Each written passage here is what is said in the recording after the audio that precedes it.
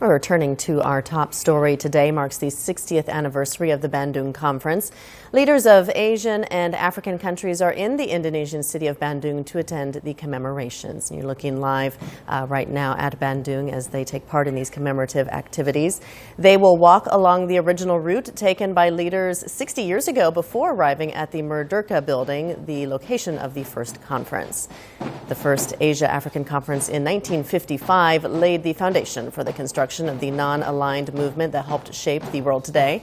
The Asian African Conference, also known as the Bandung Conference, was named after the host city of Indonesia. In the spring of 1954, the Indonesian government proposed an Asian African Conference. Then, a few months later, 5 Asian countries agreed on the proposal and decided to involve more countries.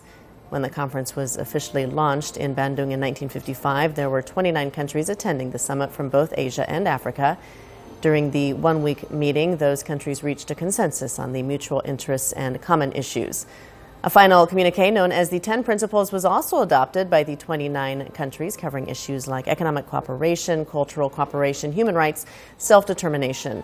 Although the second Asian African Conference wasn't held until a half-century later in 2005, the huge time gap didn't weaken the cooperation among Asian and African countries. By contrast, after the 50-year development, countries in the two continents saw more potential to work together. That was backed by an expanded group of attendees. Leaders and representatives from more than 100 Asian and African countries and regions joined the 2005 Asian African Summit. By the end of the 3-day meeting, they reached an agreement on building a new Asian African Strategic Partnership, or NAASP.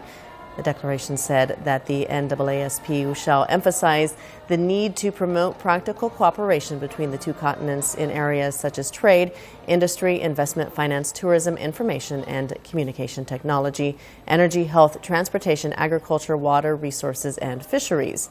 That was a detailed blue map for the future economic cooperation between the two continents. Again, looking live at Bandung, Indonesia, as leaders take part in commemorative activities taking place there today.